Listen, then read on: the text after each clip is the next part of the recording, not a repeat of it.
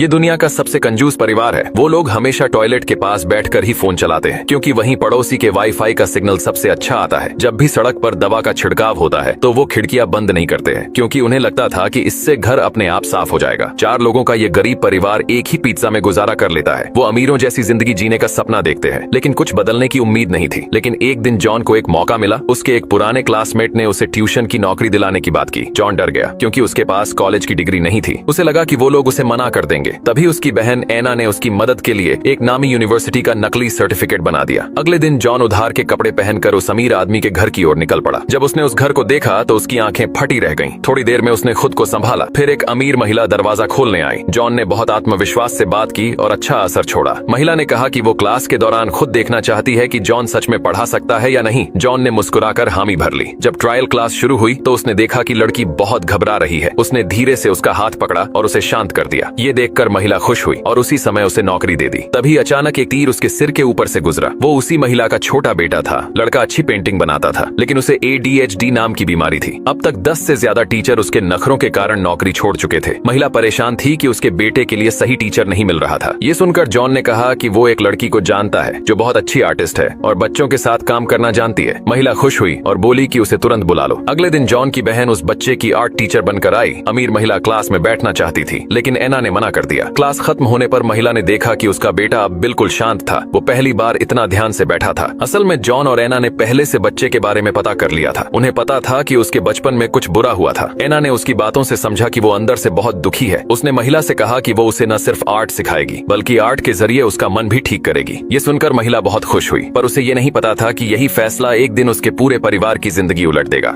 बाहर खड़ा हत्यारा बिल्कुल भी आवाज नहीं कर रहा था, लेकिन घर के अंदर मौजूद जॉन को पहले ही उसकी मौजूदगी का एहसास हो चुका था। जैसे ही हत्यारा अचानक पास आने की कोशिश करता है, जॉन तुरंत उस पर चाकू से हमला कर देता है। ये देखकर हत्यारा समझ जाता है कि घर के अंदर के लोग बहुत शातिर हैं, इसलिए वो पीछे हटने का नाटक करता है, लेकिन अंदर ही अंदर दोबारा हमला करने की तैयारी करता है। जॉन ने भी हत्यारे की स्थिति महसूस कर ली थी। अब दोनों तरफ सन्नाटा था। वो जानते थे कि घातक वार करने से पहले एक दूसरे की हलचल को परखना जरूरी है। हवा में तनाव घुला हुआ था। दोनों ही किसी छोटे से इशारे का इंतजार कर रहे थे। अचानक दरवाजे पर दस्तक हुई। इससे पहले कि घर का आदमी कुछ समझ पाता, उससे पहले ही पुलिस वहां पहुंच गई। वो धीरे धीरे हालात जानने के लिए बाहर निकला, लेकिन उसने हत्यारे की मौजूदगी के बारे में कुछ नहीं बताया। जब वो और पुलिस वाला आपस में बात कर रहे थे, बाहर छिपा हत्यारा चुपचाप अंदर झांक रहा था। आदमी ने पुलिस वाले को हल्की सी नजर से इशारा किया। पुलिस वाला तुरंत समझ गया कि कुछ गड़बड़ है। दोनों ने मिलकर बाहर देखा, लेकिन वहाँ कोई नहीं था। सब कुछ फिर से शांत हो गया। रात में जब वो आदमी सोने ही वाला था, तब भी उसके मन में बेचैनी थी। उसे महसूस हो रहा था कि कुछ ठीक नहीं है। उसने सावधानी से कंबल हटाया और उसके नीचे उसे एक प्लास्टिक में लिपटा हुआ शव दिखाई दिया।